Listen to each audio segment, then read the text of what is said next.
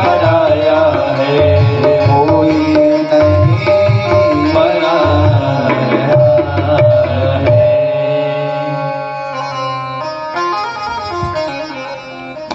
भाव से बोलिए जय श्री राधे कृष्ण। जय श्री राधे कृष्ण।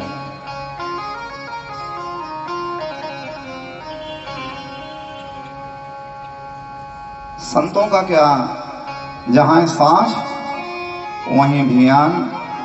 रात हो गई तो उसी गांव का एक आदमी मिला। संत लोग बड़े प्रेम से कहे, भैया हम 25 साधु हैं, अयोध्या से आए हैं, वृंदावन जा रहे थे, रात हो गई, सो आज की रात आपके गांव में रुकेंगे।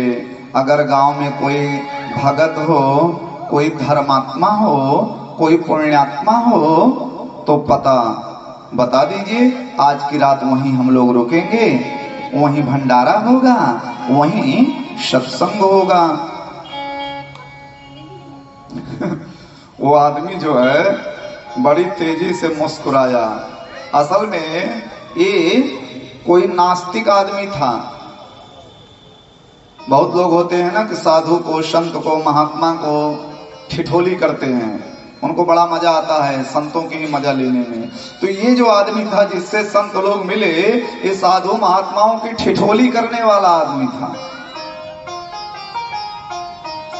जैसे ही संत लोग कहे, उसने कहा वाह वाह महाराज, क्या बात है, धन्य हो संत चरण, क्या बात है। महाराज आप कह रहे हैं गांव में कोई धर्मात्मा हो, पूरा गांव में धर्मात्मा है, एक धर्मात्मा थोड़ी है। जैसे देखिए डाणी ग्राम में आए हैं, कोई कहे एक धर्मात्मा बताइए, एक धर्मात्मा थोड़ी है, पूरा गांव में धर्मात्मा पुण्यात्मा है।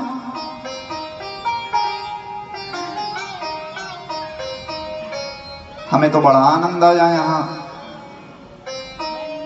बोले महाराज वैसे तो पूरा गांव भगत है, लेकिन इसे गांव के किनारे चले जाइए, गांव के सबसे बड़े भगत रहते हैं अजामिल जी महाराज। आज आप वहीं जाइए, भगवान ने चाहा तो भंडारा भी हो जाएगा, सत्संग भी हो जाएगा और तुम्हारी पूजा भी वहीं हो जाएगी। भाव से बोलिए जय श्री राधे कृष्ण। संत लोग बेचारे सरल उस आदमी का इशारा समझ नहीं पाए और संत लोग सीधे पहुंच गए अजामिल के यहाँ। अच्छा अजामिल तो जो है निकल गया था अपने काम पे, उसका काम ही था चोरी डाका डालना, तो वो तो उसका टारगेट सब पहले से सेट रहता था ना। तो अजामिल तो चला गया था, रात्रि का समय, ठंडी पड़ रही है और महात्मा लोग पहुंचे, 25 साधु सब बिल्कुल एकदम बैरागी, दाढ़ी ओढ़ी रखे, कमंडल लिए, सब दरवाजे पर पहुंचे। सीताराम नाम महाराज की जय। तो गणिका जिसको अजामिल ने रखा था वो बाहर निकली और अपने दरवाजे पर 25 साधु देखकर करे, अरे बाबा लोग हमारे दरवाजे पर आए हैं। घबरा गई कि महात्मा लोग कैसे आ गए दरवाजे पर। तो अजामिल ने कहा, महात्माओं ने कहा, बेटी भगत अजामिल कहाँ हैं? भगत अजामिल को बुलाओ, हम लोग साधु महात्मा हैं, आज की रात यहीं रुकेंगे, यहीं भंडारा होगा और यहीं सत्संग होगा। आज की रात यहीं रुकेंगे। गणिका रोने लगी। महात्मा लोग बोले, बेटी रो क्यों रही हो? बोले, बाबा आपसे किसी ने मजाक कर दिया, मेरे पति कोई भगत उगत नहीं है, वो तो बहुत बड़े डाकू हैं, बहुत बड़े लुटेरे हैं मेरे पति। महात्मा लोग घबराए, आए लुटेरा के यहाँ पहुंच गए, डाकू के यहाँ। हाँ बाबा मैं आपसे झूठ नहीं बोलूंगी, क्योंकि मेरी माँ ने कहा था, बचपन में मुझे शिक्षा दी थी कि बेटी जो चाहे जो करना, लेकिन कभी भी किसी संत महात्मा से झूठ मत बोलना। इसलिए बाबा सही सही बता रही हूँ, हमारे यहाँ हमारे पति डाकू हैं, हमारे यहाँ शराब का भी सेवन किया जाता है, मांस मदिरा सब यहाँ चलती है बाबा, हम पापी लोग हैं। हम तो आपको यहाँ अपने बर्तन में पानी पीने के लिए भी नहीं कह सकते। महात्मा लोगों ने कहा कोई बात नहीं बेटी, कोई बात नहीं, हम जा रहे हैं। तब गणिका ने कहा सुनो बाबा, बहुत रात हो गई है, इतनी ठंडी है, आप लोग कहाँ जाओगे? आप मेरे बर्तन में कुछ खा पी नहीं सकते हैं, लेकिन अगर सूखा सामान दे दूं तो आप लोग बना करके पा लीजिए। एक बार तो उसी 25 में एक महात्मा बोले नहीं नहीं, हम पापी के हाथ का थोड़ी खाते हैं। महंत जी कहे चुप रहो। किसी तरीके से एक आदमी तैयार हुआ है रात्रि का समय, कोई बात नहीं बेटे, सूखा सामान जो होता है ना, सूखा सामान पवित्र होता है। और महात्माओं को वैसे भी भौरी चोखा बहुत पसंद है। देखिए हमारे मित्र विघ्नेश जी बैठे हैं, हम लोग जब बड़ी बड़ी यज्ञ में जाते हैं, खूब बड़ी बड़ी जहाँ यज्ञ होती है, वहाँ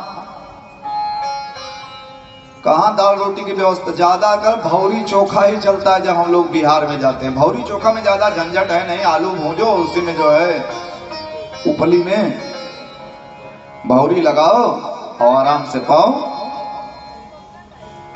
संतों ने भौरी चोखा बढ़िया बनाया।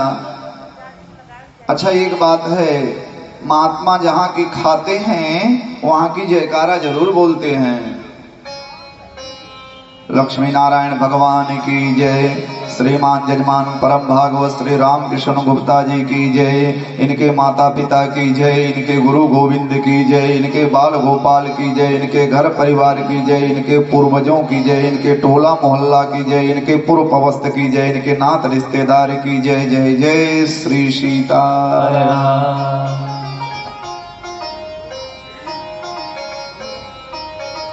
महात्मा लोग जहाँ की खाते हैं वहाँ का जयकारा बोलते हैं। संतों ने भी भोग लगाया। अजामिल जी की जय, उनके माता पिता की जय, उनके गुरु गोविंद की जय, उनके बाल गोपाल की जय, जयकारा बोल करके बढ़िया भोग लगाए। और उसी पेड़ के नीचे महात्मा लोग कीर्तन करने लगे, क्योंकि महात्माओं का तो नियम है ना, या निशा सर्वभूतानां तस्य जागर्ति संयमी। जब सारी दुनिया सोती है तो संयमी जो होते हैं वो भगवान का भजन करते हैं। अजामिल रोज 4 बजे आता था, आज 12 बजे आ गया। अपने दरवाजे पर महात्माओं को देख करके बिल्कुल एकदम गर्म हो गया, लाल लाल हो गया। कि बाबा लोग कहाँ गए, इनको हटाओ। तो गणिका ने कहा ये जी क्यों बिगड़ रहे हो? बेचारे महात्मा बेचारे तो डर गए।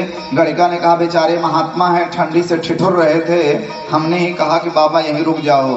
तो अजामिल, एक संत जी अपनी कथा में कह रहे थे, अजामिल इस अपनी जो गणिका है इससे डरता बहुत था। ऐसे टाइप के जो लोग होते हैं वो अपनी श्रीमती से बहुत डरते हैं। भाव से बोलिए जय श्री राधे कृष्ण।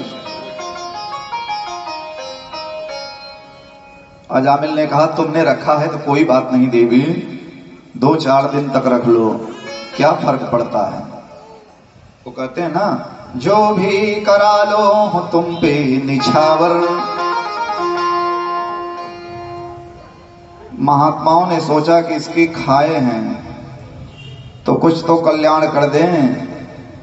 सो महात्माओं ने कहा भक्त अजामिल, हम लोग महात्मा हैं और तुम जानते नहीं हो, महात्मा जहाँ भोजन करते हैं बहुत डरते डरते। संतों ने कहा कि कुछ डांटेगा कुछ कहेगा सुन लेंगे।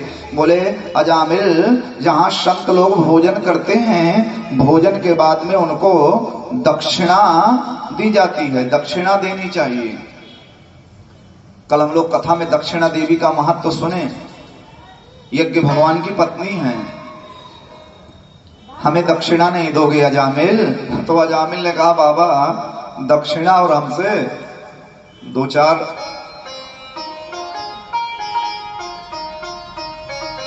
तुम्हारा ये लोटा कमंडल सब छीन नहीं लिए जो सोटा तुम्बा लेकर आए हो, यही सबसे बड़ी दक्षिणा। अरे तुम भूत से ही भूत लेना चाहते हो, दूसरे का हम सब छीन लेने वाले और हमसे दक्षिणा लेना चाहते हो, सही सलामत सुरक्षित हो, यही बहुत बड़ी बात है। सवेरा हो रहा है, निकल लो यहाँ से। भाव से बोलिए जय श्री राधे कृष्ण। संतों ने कहा अजामिल हमें दक्षिणा में तुम्हारा रुपया पैसा नहीं चाहिए। अजामिल ने कहा बाबा कहना क्या चाहते हो? संतों ने कहा अजामिल तुम्हारी कितनी संतान है? बोले बाबा 9 संतान हैं और 10वें का अवतार होने वाला है। 9 संतान ऑलरेडी हैं, 10वें का अवतार होने वाला है। संतों ने कहा हे अजामिल हम महात्मा हैं, हम प्रार्थना करेंगे और तुम्हें आशीर्वाद देते हैं, तुम्हें 10वीं बार बेटा ही होगा, और अगर बेटा हुआ तो अपने बेटे का नाम नारायण रख देना, यही सबसे बड़ी दक्षिणा होगी।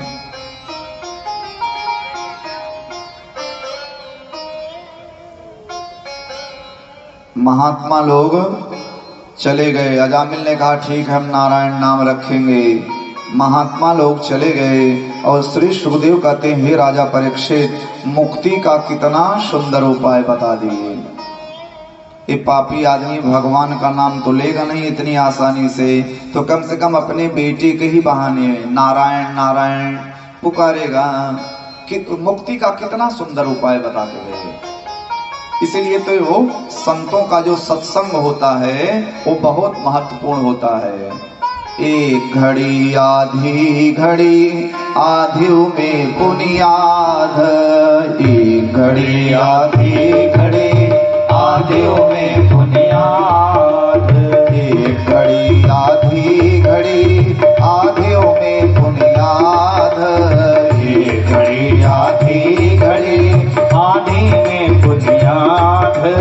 तुलसी संगत साधु की हरे कोटि अपराध, तुलसी संगत साधु की हरे कोटि अपराध, तुलसी संगत साधु की हरे कोटि अपराध।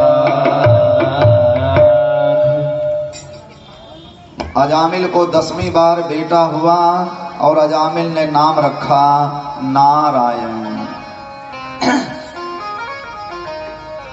अंतिम पुत्र है और अपने बेटे से बड़ा मोह होता है ना, लोग अपने बेटे को अपने लाल को खूब दुलार करते हैं, लला लला लला लला मेरा बेटा, बड़ा मोह होता है।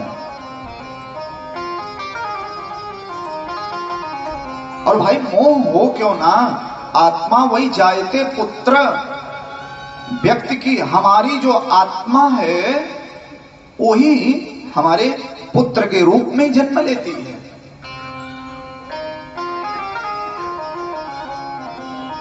अब नारायण नाम रखा, दिन भर में 10-20 बार तो पुकारे मेरा नारायण मेरा नारायण मेरा नारायण। घर में जब कभी बाहर से आवे तो बड़ी दूर से पुकारे नारायण, जाने लगता तो नारायण नारायण नारायण, घर में रहे तो नारायण। उसी बेटे के बहाने से लगभग दिन भर में 100 बार तो नाम लेता ही था। बाहर में भी है तब भी नारायण के बारे में सोच रहा है, घर में है तब भी नारायण नारायण बोल रहा है।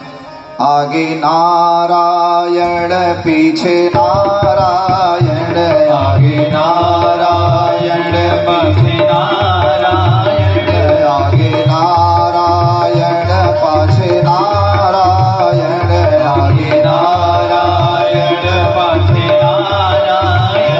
घर में नारायण नारायण नारायण, घर में नारायण नारायण नारायण। श्रीमन नारायण लक्ष्मी नारायण, श्रीमन